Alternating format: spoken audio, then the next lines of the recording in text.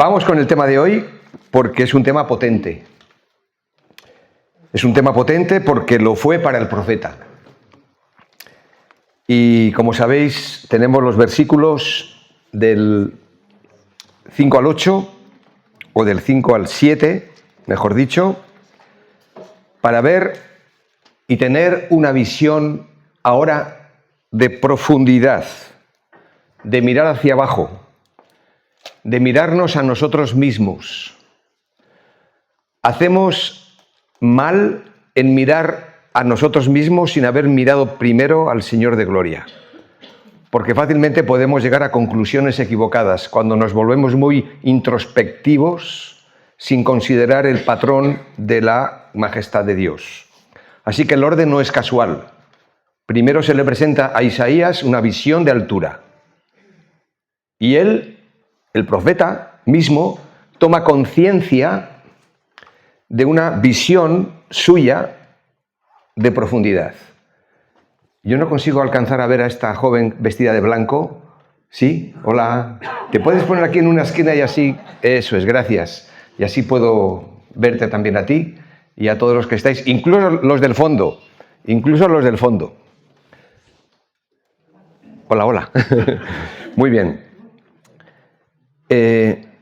Así que hagamos una breve introducción antes de entrar en el tema. Todos sabemos que el mundo en el que vivimos está en constante movimiento y en continuo cambio. Esto no es una novedad. Estos cambios, tampoco es una novedad, no solamente tienen que ver con los avances científicos o las nuevas tecnologías, la inteligencia artificial, etc. Es un cambio en el campo de las ideas, de los valores y de las creencias. Este es el punto. Y tenemos que ser conscientes de esto. Un cambio en el campo de las ideas, de los valores y las creencias. Hoy la gente, cuando le presentamos el Evangelio, ya no se pregunta si esto es verdad o no, como años atrás, donde había valores absolutos. Lo que era verdad, y lo que era mentira. Hoy la gente ya no se pregunta si esto es verdad o no. Lo que la gente hoy se pregunta es si esto me gusta o me atrae. Y si lo que te gusta o te atrae es esto, pues lo damos por bueno, aunque sea malo. Esto ha cambiado, esto nos ha hecho ver la vida de otra manera. Esto lo ha cambiado todo. El concepto del matrimonio, la familia, la iglesia, el mundo, los valores. Por esta razón, nuestra cultura, especialmente ahora, en nuestro tiempo, considera que el ser humano es en sí mismo bueno. No hay nada malo dentro de nosotros. Lo que hace que nos volvamos malos son las circunstancias y la sociedad en la que vivimos. Pero nadie se hace responsable de uno mismo. Como aquella canción que yo aprendí hace muchos años que decía: ¿quién tiene la culpa de la fe perdida, de los días sucios y de las mentiras? ¿Quién tiene la culpa? Y dice la canción: pues ni yo, ni usted, ni el vecino, ni siquiera sus parientes. La culpa de todo esto la tiene la gente. ¿Te das cuenta? Nadie asume responsabilidad. Y el ser humano es bueno por naturaleza. Y lo que va a hacer que el ser humano sea mejor es a través de la educación. Eduquemos al ser humano, démosle un desarrollo mayor y más grande, mejor, que se vaya desarrollando, y aunque no es perfecto y le queda un largo camino por recorrer, se nos dice que todo es cuestión de tiempo. En resumen, esta teoría explica que los asuntos de la vida solamente pueden ser entendidos en términos de progreso y evolución, y que nuestros problemas se deben solamente a asuntos económicos y sociales. Y si lo resolvemos, estará resuelto ya el problema y los problemas que todos tenemos. Mira por dónde. Esto suena ya casi a mitin político, ¿no? Donde nos dicen que hagamos esto, cumplamos este programa y a todos nos irá mejor. Lo único que tenemos que hacer, se nos dice, es recibir una buena educación y organizar la sociedad con fuertes medidas legislativas que equilibren las condiciones económicas, proporcionen trabajo para todos, garantizando así un estilo de vida en mejores condiciones. Y todos llegaremos a ser mejores. ¿Qué piensas? Doy tiempo para responder también desde dentro. Lo cierto es que nuestros problemas o el origen de nuestros problemas no vienen de fuera. Surgen de dentro, de nosotros, del corazón del ser humano, afirma la palabra de Dios. Educar a los hombres y proporcionarles mejores casas no garantiza necesariamente ni nuevos hombres ni una mejor manera de vivir. Y el humanismo popular perpetúa la mentira de Satanás. Seréis como Dios. Esta es siempre la tendencia del ser humano, ser como Dios. La mentira de Satanás. El origen del problema del ser humano se debe al hecho claro de que se ha rebelado contra su creador, contra Dios. El capítulo 3 de Génesis nos da la mejor versión para entender la problemática que ha acompañado a la humanidad a lo largo de los siglos. Y aquí también entramos en doctrina fundamental. Primero, Dios, creando los cielos y la tierra, dando orden al universo, creando al hombre y a la mujer como la cima de la creación, después de crear todo el universo. Génesis capítulo 1 y capítulo 2, la doctrina de Dios y la doctrina del hombre, Génesis 2, para entrar después en la doctrina del pecado, Génesis capítulo 3, y luego ya la doctrina de la redención, etcétera, etcétera, hasta el cumplimiento de Cristo. Es por eso que la Biblia responde a una de las cuestiones más importantes que el ser humano necesitamos saber, aunque no sea popular, aunque no esté de moda.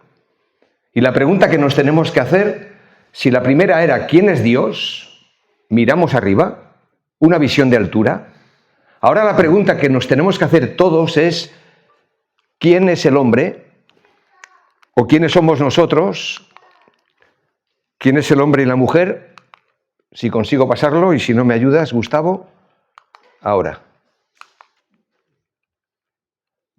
Una visión de profundidad. Perdonad que la D se ha quedado ahí descolocada, aunque Gustavo lo hizo bien en su programa. Una visión y un compromiso de profundidad. Y ahora la pregunta es ¿quién soy yo? ¿Quién es Jaime Ardiaca? ¿Quién eres tú? Con tus circunstancias, con tu historia personal, que es la que tienes. Y me gustaría, para responder a esta pregunta, ponerlo en primera persona.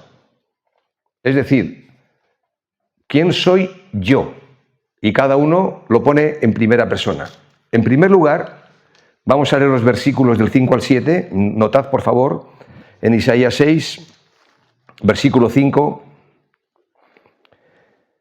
Dice, entonces dije, ay de mí, que soy muerto, porque siendo hombre inmundo de labios y habitando en medio de pueblo que tiene labios inmundos, han visto mis ojos al Rey, el Señor de los ejércitos. Y voló hacia mí uno de los serafines, teniendo en su mano un carbón encendido tomado del altar con unas tenazas. Y tocando con él sobre mi boca, dijo, he aquí que esto tocó tus labios y es quitada tu culpa y limpio tu pecado. En primer lugar, yo soy un hombre pecador. Es lo que dice el profeta de sí mismo. Y es lo que tengo que decir yo de mí mismo, porque la condición es la misma. El profeta es consciente de la realidad que está experimentando después de ver la gloria de Dios. No es que antes no lo fuera, porque ya era profeta, Pero en este capítulo 6 recobra una dimensión mucho más clara para él mismo, de saber que soy un hombre pecador, cuando afirma: ¡ay de mí que estoy perdido! Soy un hombre de labios impuros y vivo en medio de un pueblo de labios blasfemos. Y no obstante, mis ojos han visto al Rey, al Señor Todopoderoso, dice otra versión. Notad que la visión de Isaías en el templo, cuando él lo fue a buscar a Dios, y el Señor se manifestó a él en un acto soberano, no fue precisamente una visión placentera, sino todo lo contrario. Pareciera que Dios le iba a dar lo que el profeta quería buscar, y él quería buscar a Dios, pero Dios se reveló en su gloria, en su majestad, y lo que experimentó aquí Isaías no fue algo placentero. De hecho, lo que vio, lo que experimentó, lo que sintió, le hizo sentirse muy mal, no muy bien, muy mal, cuando afirmó: ¡ay de mí! Le hizo sentirse perdido, incapaz de decir o de hacer nada, callado frente a la majestad de Dios. Le hizo sentirse indigno de alabar a Dios con sus labios inmundos. Es verdad que la verdad nos hace libres. Lo dijo el Señor Jesús: la verdad os hará libres. Pero hermanos, la verdad primero nos hace miserables. Sí, nos hace libres, pero primero la verdad pone al descubierto nuestra más profunda necesidad. Es lo primero que hace la verdad, el Evangelio. ¿Qué es la buena noticia de salvación? Claro que sí, pero es la mala noticia que nos dice que soy un hombre pecador, porque si no, ¿de qué me tengo que salvar? Si no estoy perdido, ¿de qué me tengo que salvar? Así que lo primero que tenemos que reconocer es nuestra necesidad. Y aquí está experimentando el profeta, que ya es creyente. No es un inconverso. Aquí el creyente mismo experimenta un sentido de pérdida, de no llegar, de no poder expresar lo que le hubiera gustado viendo la santidad de Dios.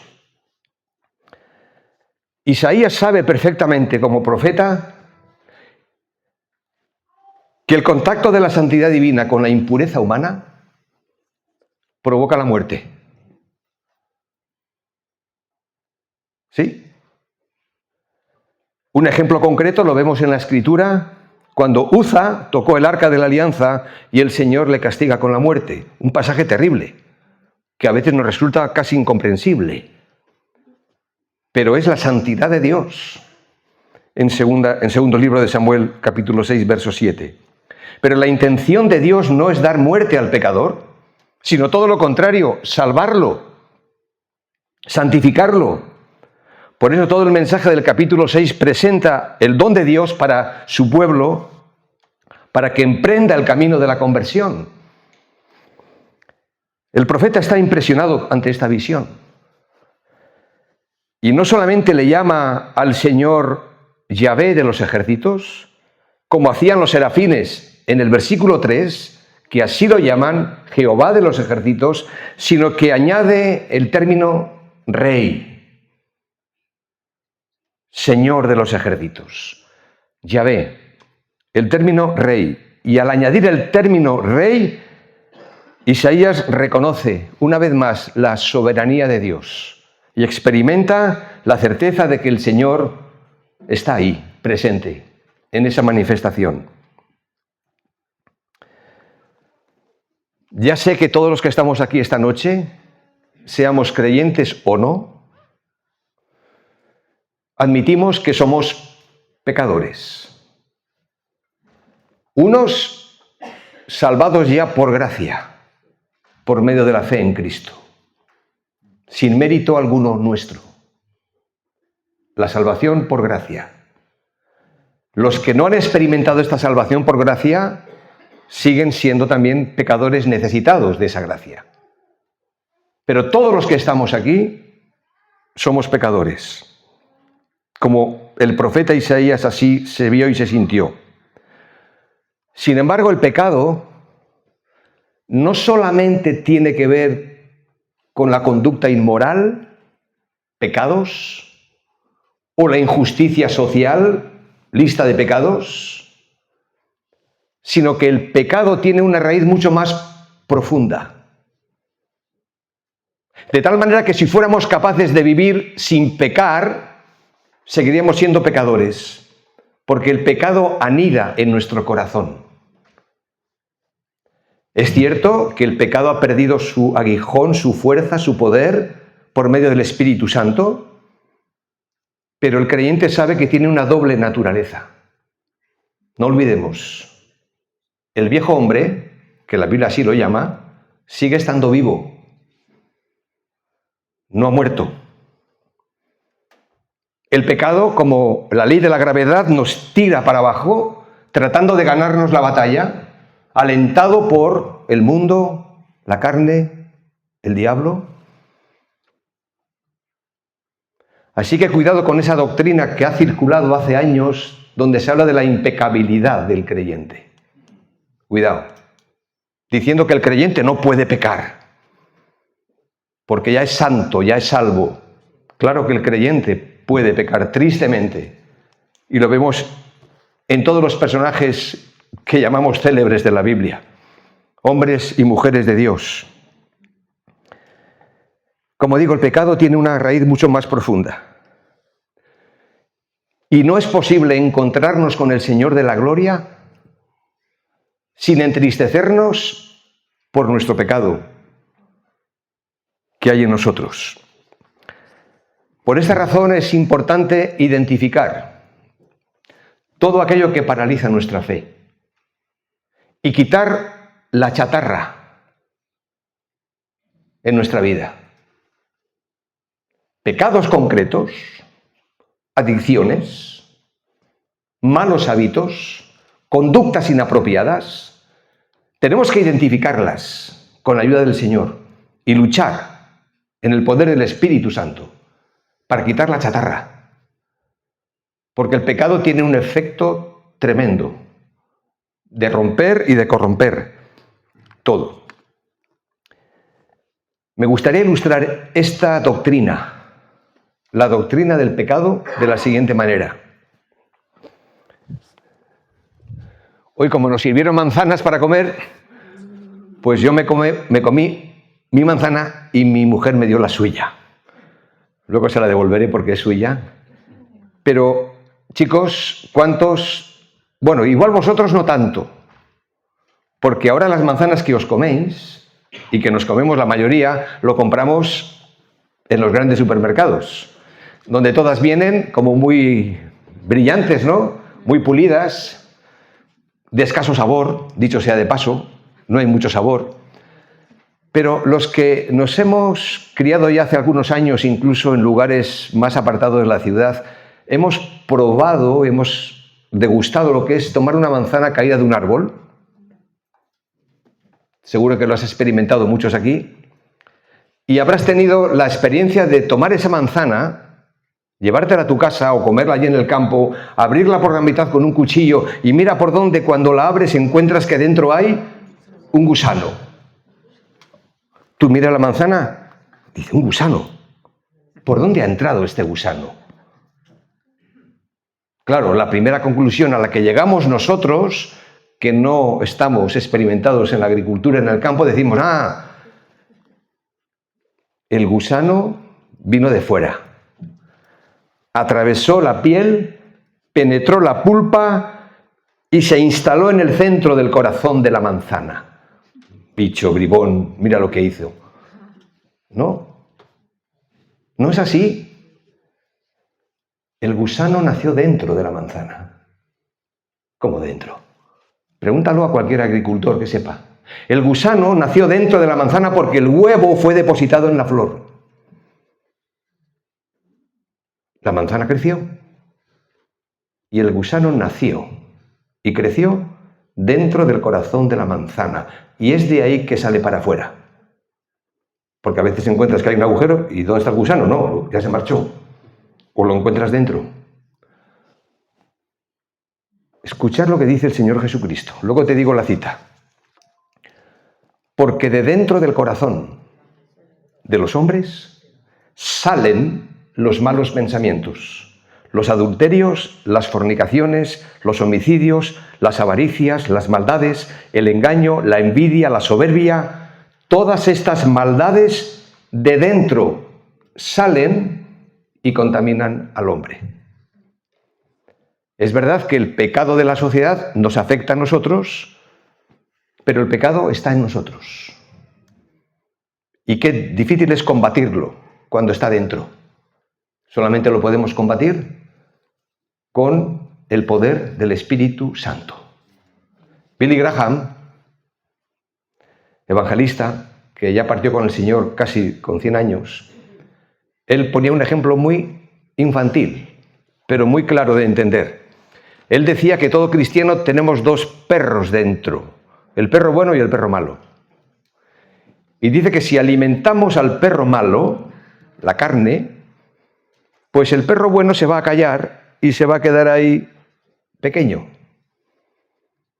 Pero si alimentamos al perro bueno, el que se va a quedar encogido y apenas sin ladrar va a ser el perro malo. No va a morir, pero se va a quedar ahí arrinconado. Bueno, ayuda a entender que tenemos que alimentar la naturaleza divina, que nos ha sido dada por el poder de Dios. Y esta lucha no podemos olvidar, mirad lo que dice Gálatas, por favor, porque el creyente tenemos que tomar conciencia de esto permanentemente en nuestra lucha diaria contra el pecado. No solamente contra el mundo, contra el diablo, sino también contra el pecado. Efesios 5, por favor. Gálatas. Capítulo 5, versículo 16.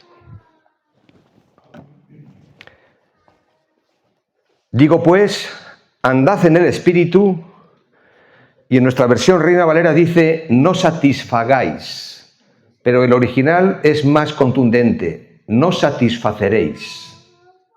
Andad en el Espíritu y no satisfaceréis los deseos de la carne, porque el deseo de la carne es contra el Espíritu y el del Espíritu es contra la carne, y estos se oponen entre sí, para que no hagáis lo que quisierais.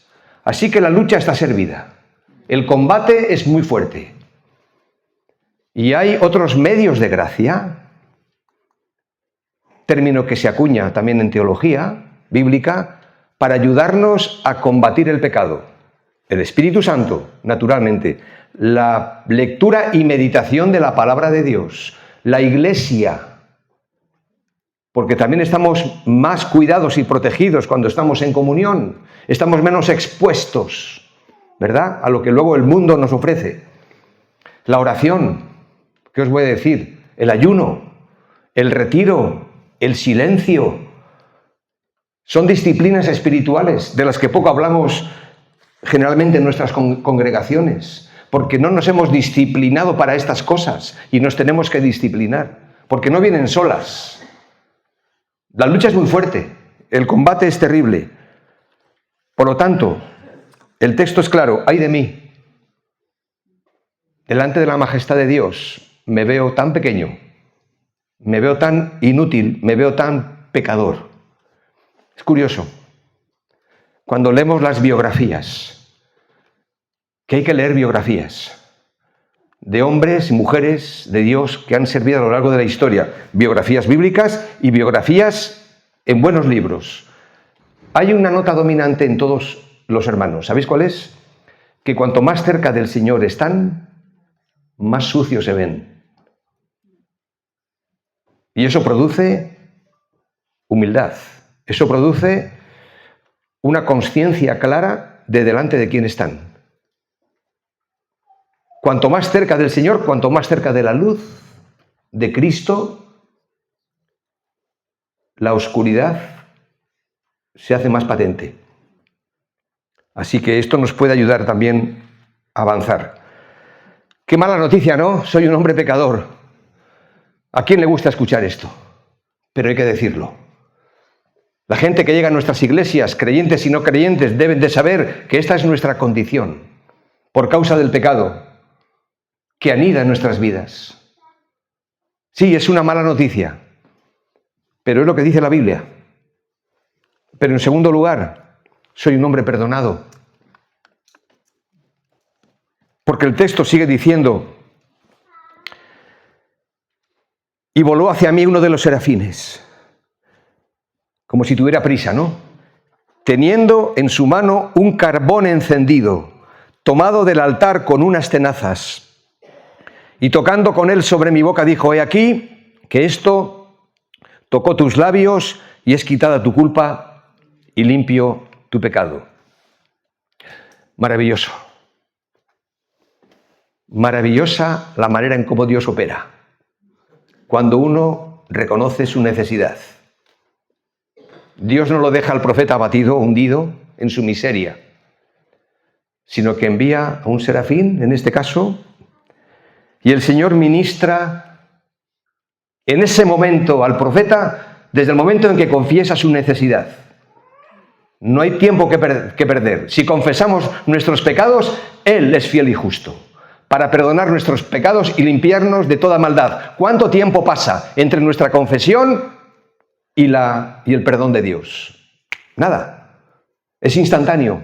Y aquí lo vemos. Notad que el efecto es instantáneo. Los dos verbos que aquí aparecen, tocó y es quitada tu culpa, son tiempos perfectos, ligados entre sí, enfatizando que ambas cosas suceden simultáneamente. Confesión y perdón. Eso quiere decir que cuando no confesamos, no podemos ser perdonados. Si confesamos, esta es la condición, nuestros pecados, Dios es fiel y justo para perdonar nuestros pecados, limpiarnos también de toda maldad. De esta manera, el pecador que confiesa sus pecados, tanto el creyente como el no creyente, es perdonado, completamente perdonado. Y cuando Dios perdona el pecado, cambia la naturaleza del pecador y una nueva perspectiva se abre delante de él. Es decir, vemos con otros ojos la realidad que tenemos por delante cuando somos perdonados.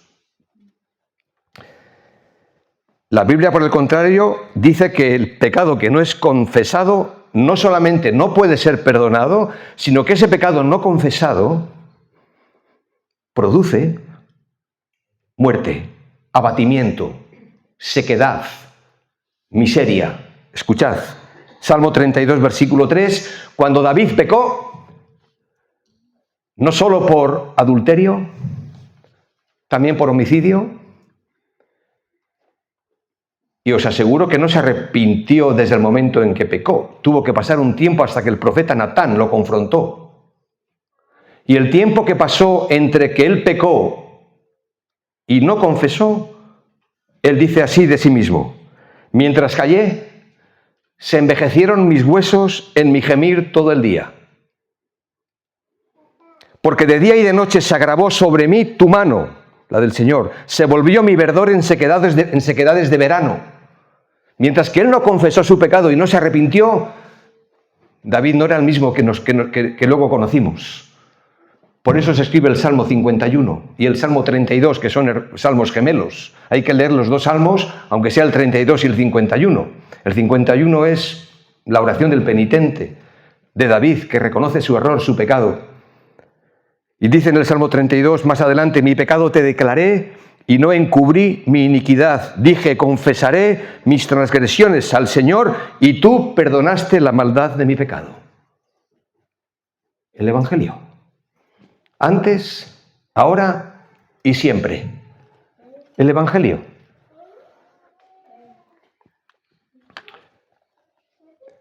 Te sientes mal cuando pecas, ¿verdad? Está bien que te sientas mal. Está bien que me sienta mal cuando peque, porque el Espíritu Santo me entristece y se entristece. Está bien. Hay un sentido de culpa que es bueno, otro no.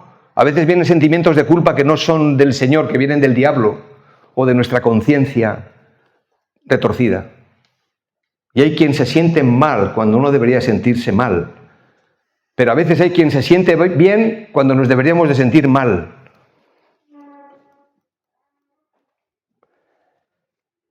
Pero si hemos pecado, abogado tenemos para con el Padre, a Jesucristo el justo. Y esto es una maravilla.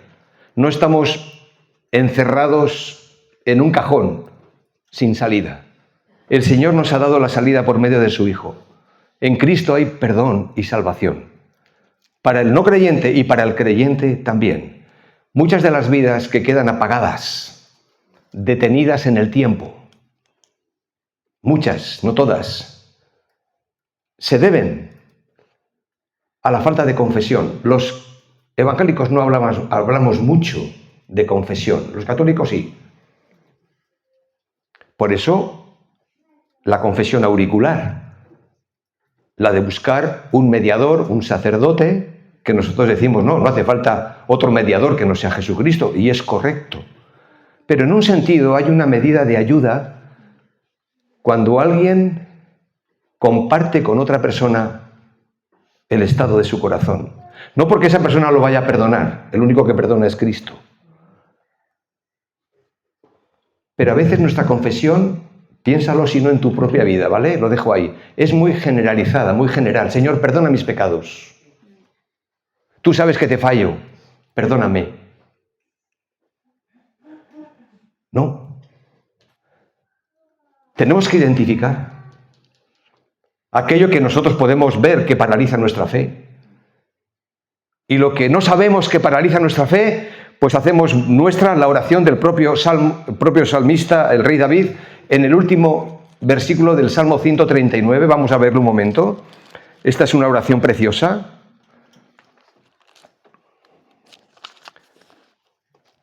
Salmo 139 y versículos 23 y 24. Allí donde ya no sabemos identificar ya nuestra fe, ya si no sabemos en qué hemos podido pecar, dice, examíname, oh Dios, y conoce mi corazón. Pruébame y conoce mis pensamientos y ve si hay en mí camino de perversidad y guíame en el camino eterno. Hay muchas partes, hay muchos ángulos ciegos de nuestra vida personal que no podemos ver, como el espejo retrovisor del coche. Sabéis que hay un ángulo ciego. Alguien nos tiene que ayudar. Pero aquello en que nosotros podamos ver de forma natural delante, lo tenemos que reconocer y confesar. Vamos al Salmo 19, por favor, para leer estas otras palabras que están en línea con esto que acabamos de decir. Salmo 19.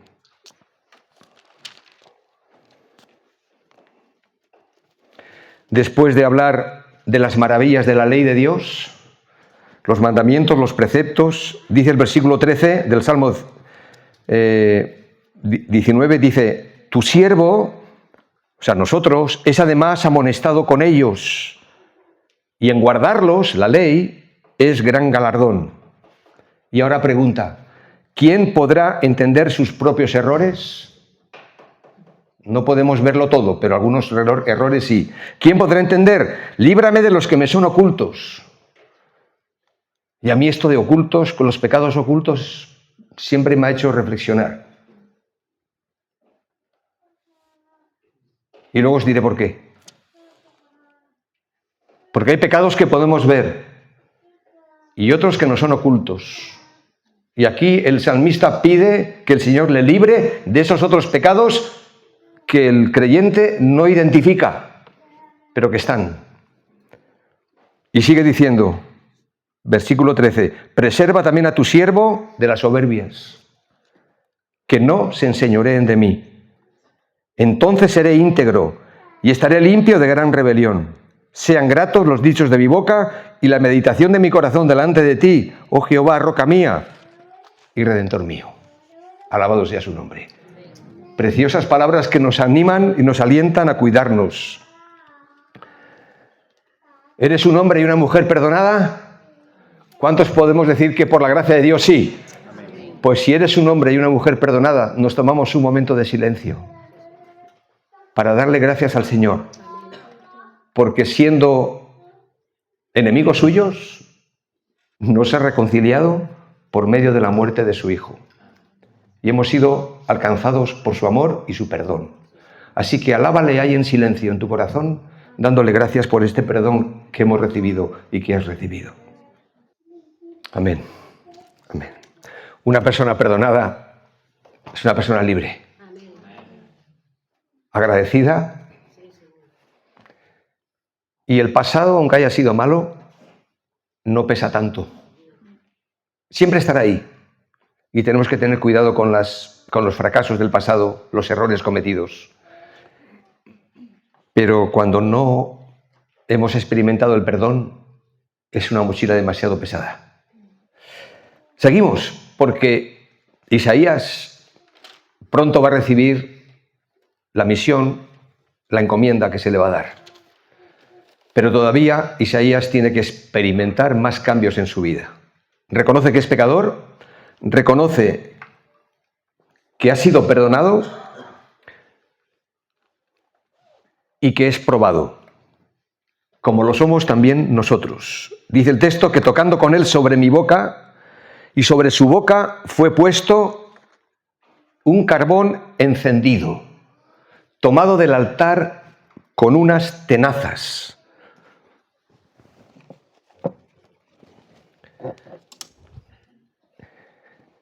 Este carbón no me quema porque está apagado hace tiempo, pero lo imaginamos recién cogido de las brasas. Dice el texto que este carbón encendido fue puesto sobre los labios y la boca del profeta. El Espíritu Santo, cuando inspira su palabra, ningún detalle queda en un plano secundario. Esto es importante. Las funciones del fuego en el Antiguo Testamento son numerosas, como sabéis muy bien. El fuego destruye a los pecadores, como sucedió con Sodoma y Gomorra, azufre y fuego, Génesis capítulo 19, pero también el fuego actúa como el elemento divino para purificar y santificar al hombre, a la mujer, desde la misma raíz de su persona. O sea que el fuego tiene un efecto purificador, de limpieza. Y de hecho, así se usa. El ángel aplica el ascua de fuego sobre los labios de Isaías. ¿Por qué? Porque el profeta es el hombre de la palabra. Y de sus labios, de su boca, tiene que salir la palabra de Dios, la palabra como fuego, la palabra viva, que llegue al corazón de las personas necesitadas. No es cualquier cosa. Isaías no puede ir simplemente contando lo que ya sabe. Como diría el apóstol Pedro, si alguno habla, que hable conforme a las palabras de Dios. Y si alguno ministre conforme al poder que Dios da. Esto no lo podemos hacer nosotros por nuestra cuenta. Dios tiene que operar en nosotros este mismo cambio. Porque la misión del profeta consiste en proclamar la justicia de Dios a un pueblo infiel. Cuando yo meditaba en esto, y ahora respondo a la pregunta que ayer Nehemías me hizo, y yo dije, bueno, tendréis que esperar a Isaías capítulo 6. No solamente Isaías, también yo y cada uno de vosotros, que hemos sido perdonados por Cristo, necesariamente vamos a ser probados para ser mejores embajadores de su reino. Esto no es gratis. La gracia es gratis, pero esto lo tenemos que trabajar con la ayuda del Señor. Todo es por gracia suya, pero el Señor cuando nos prueba, como luego veremos, es para prepararnos mejor para la misión. Porque Dios escoge a sus soldados y no podemos ir a la batalla para hacer nuestra propia guerra. Esta experiencia del profeta no podía dejar de pensar en lo que en mi caso fue mi experiencia personal hace años a raíz del cáncer de riñón que tuve. Y ahora vuelvo aquí al tema de los pecados ocultos. Ayer un hermano me preguntó, oye, ¿y cómo fue lo tuyo? Pues lo mío fue un cáncer silencioso, oculto.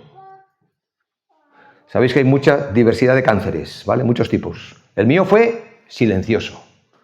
Así me lo explicó el doctor que me iba a operar. Dice, mira, tú viniste aquí porque tenías una contractura muscular en la ingle, que me lo hice jugando con mi hijo, Marcos. Me hice daño jugando con él. ¿Qué padre no se ha hecho daño jugando con sus hijos o qué madre, no? Bueno, mi mujer insiste, vete al médico, que no, que es una contractura, un golpe, que no voy. Vete. Fui.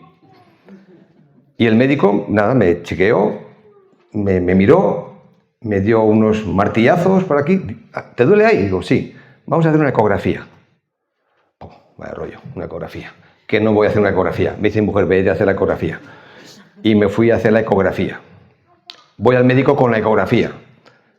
Veo aquí una sombra, no te puedo decir más, tienes que hacerte un TAC. Que no me hago un TAC. Que esto es una contractura muscular, convencido. Mi mujer, vete a hacer el TAC. Me fui a hacer el TAC. Nuestra hija, que es enfermera, ya estaba al loro, preguntando, Aitá es papá en vasco, Aitá, ¿pasa algo? No. Me voy a hacer el TAC. Voy con el TAC al médico de familia, médico de cabecera, y me dice, esto tiene que ver un urólogo. Vamos con el urólogo. Llegamos allí a la consulta como diciendo, venga, que tenemos prisa, que nos tenemos que marchar. Dice, mira, chico, tienes un cáncer. Dice, ¿cómo? Sí. Tienes un cáncer del tamaño de una ciruela.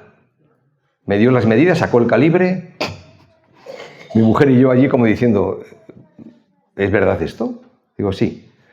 La mala noticia es que no vamos a poder salvar tu riñón. Está incrustado en el riñón derecho. Lo tenemos que extirpar. Pero la buena noticia es que tal vez podamos salvar tu vida. A ver si llegamos a tiempo. Cirugía. Y sabéis, en ese tiempo de espera, de convalecencia, el Señor puso su carbón encendido sobre mi boca. Me trató, me probó, me llevó al desierto, al silencio. Ya no es hora de predicar, olvídate. Te tienes que recuperar, pero yo voy a tratar contigo, voy a hablar a tu corazón. Hermanos, en la iglesia, bueno, como os pasaría aquí si uno de vuestros ancianos se enferma, pues todo el cariño era poco. Todos los versículos bíblicos que nos regalaban, la lista era innumerable. Pero uno de esos versículos me lo dio una hermana de Galicia,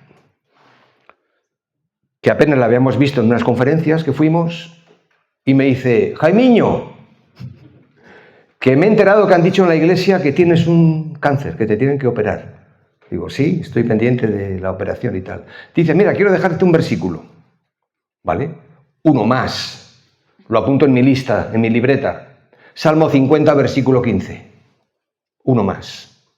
Llego a la habitación, busco mi Biblia, leo el versículo y me vengo abajo. Bueno, me subo arriba, no sé. Dije, Señor, esto es medicina para mis huesos. Gracias por este texto de tu palabra que me llega directo a mi corazón. ¿Y qué dice el texto? Invócame en el día de la angustia. Te libraré. Y tú me honrarás.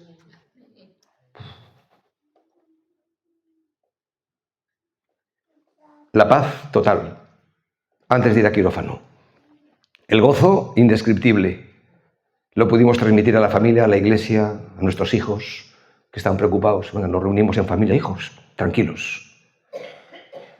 El Señor me ha dado esta palabra, pero no tanto prometiéndome que me va a salvar la vida. Quizás no. Pero me dice aquí que le honraré. Dice, Aitá, pero si tú ya le estás sirviendo al Señor. Digo, sí, el profeta Isaías también. Ya le estaba sirviendo al Señor, porque ya ahora estamos en el capítulo 6. ¿Qué pasa, que antes no era profeta? Sí, era profeta, pero en este capítulo 6 el Señor hace en él una obra sobrenatural. Lo va a preparar y lo va a capacitar para una mayor tarea que le espera por delante.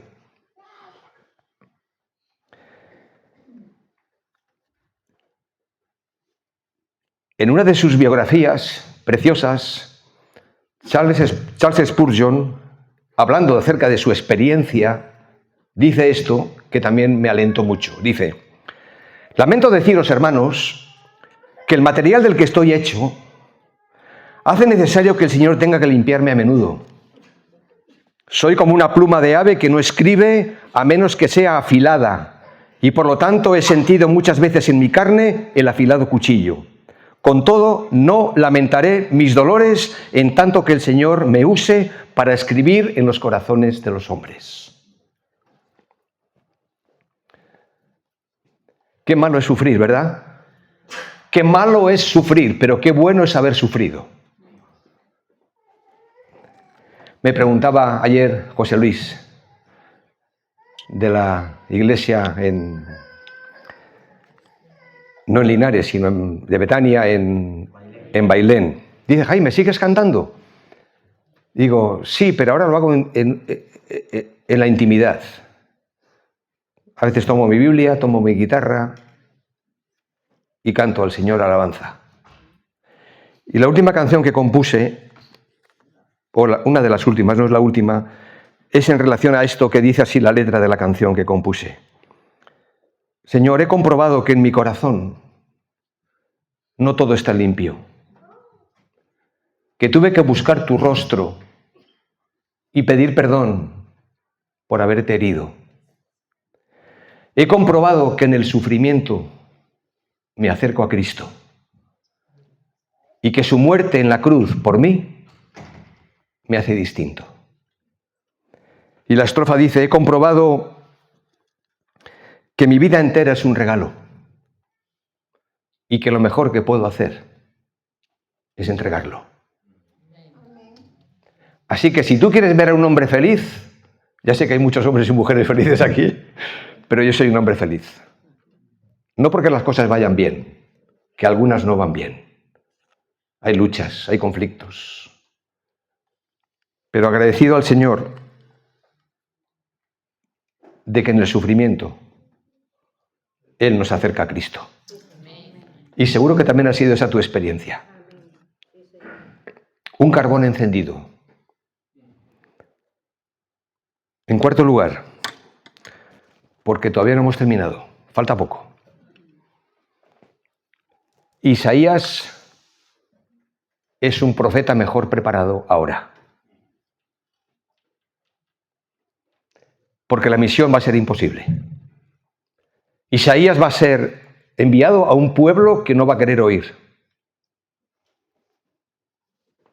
Así que de retirada, nada. Isaías, vas a cumplir la misión. Yo te voy a fortalecer y por eso me he manifestado a ti.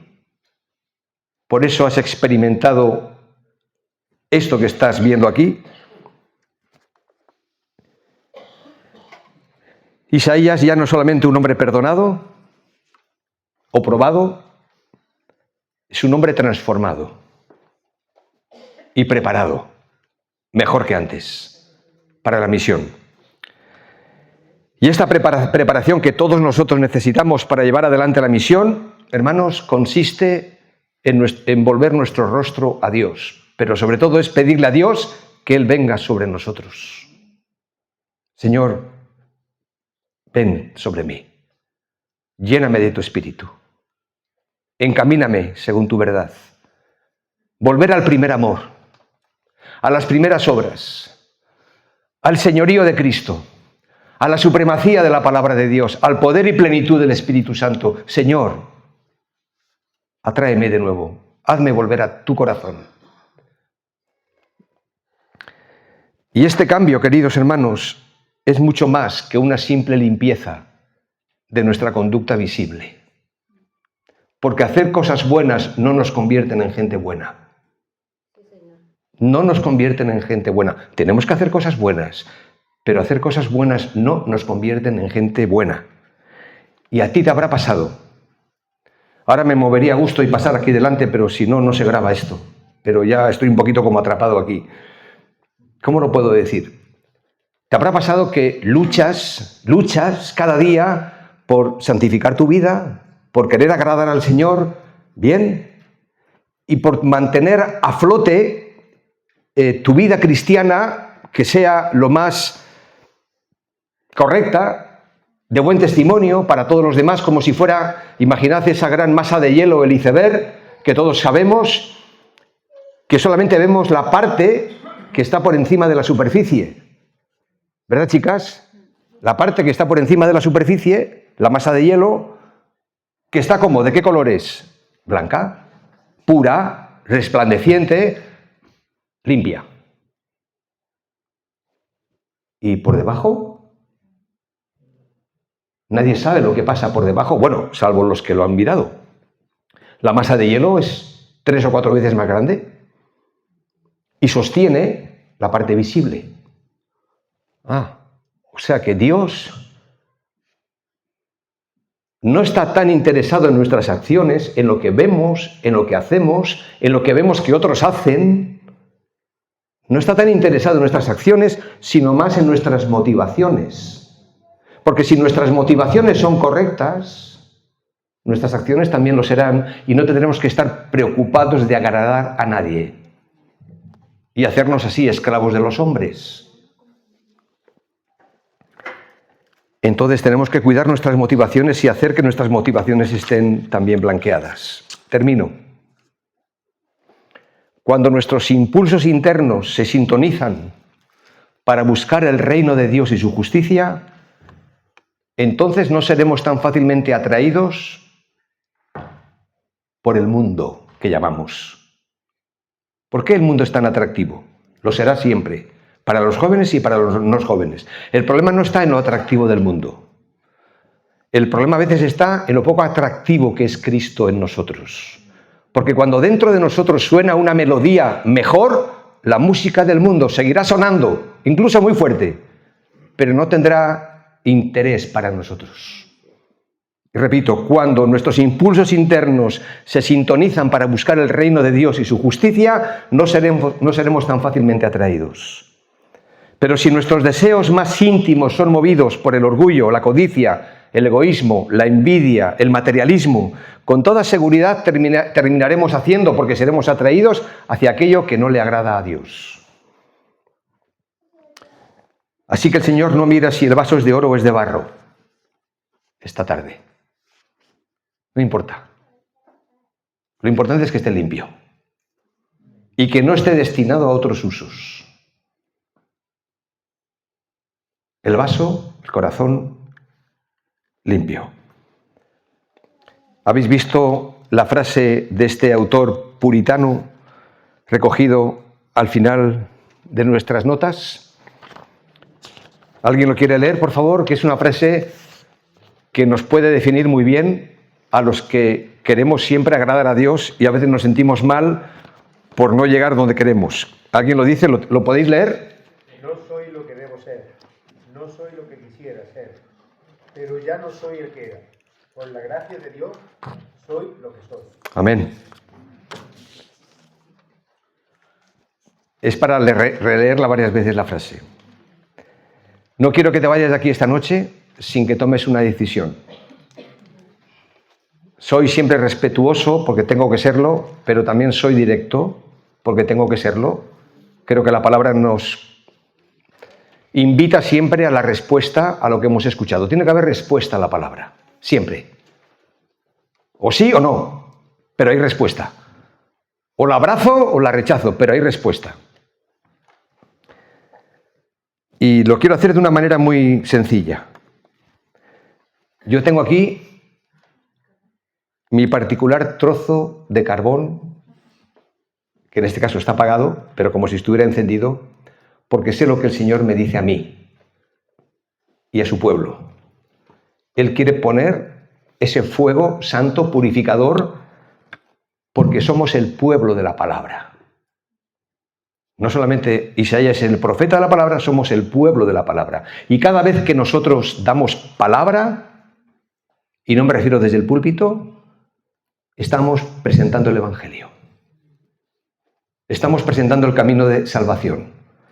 Estamos poniendo delante de los demás el camino estrecho y el camino ancho. Entonces, no quiero que te vayas de aquí sin tu particular trozo de carbón encendido, o apagado en este caso. Entonces, como no pesa mucho, cabía en la maleta, en el avión. Así que, como esto mancha un poquito, todos aquellos que al terminar la oración que yo voy a hacer antes de despedirnos, os daré un papelito para que pongáis el tizón y no os manchéis tanto las manos, y os lo podéis llevar a casa envuelto y lo tengáis en un lugar visible durante un tiempo. Porque estos símbolos y otros ayudan a recordar que el Señor ha puesto su fuego en mi corazón y en mi boca para ser un más fiel servidor suyo. Sencillo, para recordar. Vamos a ponernos en pie, vamos a orar y después os invito con libertad, de una forma libre, a pasar aquí delante y os doy un trozo de carbón para que llevéis a casa. Pero antes vamos a orar y podemos hacer como esta mañana, puedes repetir en tu corazón esta oración. Dile al Señor: Señor mío, Dios mío, recibe en esta tarde, después de haber escuchado tu palabra, todo mi sufrimiento, el que tú sabes que tengo, y transfórmalo en crecimiento. Señor, toma también mis miedos, mis dudas, mis preguntas, y transfórmalas en confianza. Señor, toma mi silencio y cámbialo por adoración. Señor, toma mis crisis, mis luchas, y transfórmalas en madurez. Toma también mis lágrimas, tú sabes cuáles son, y cámbialas por gozo y paz.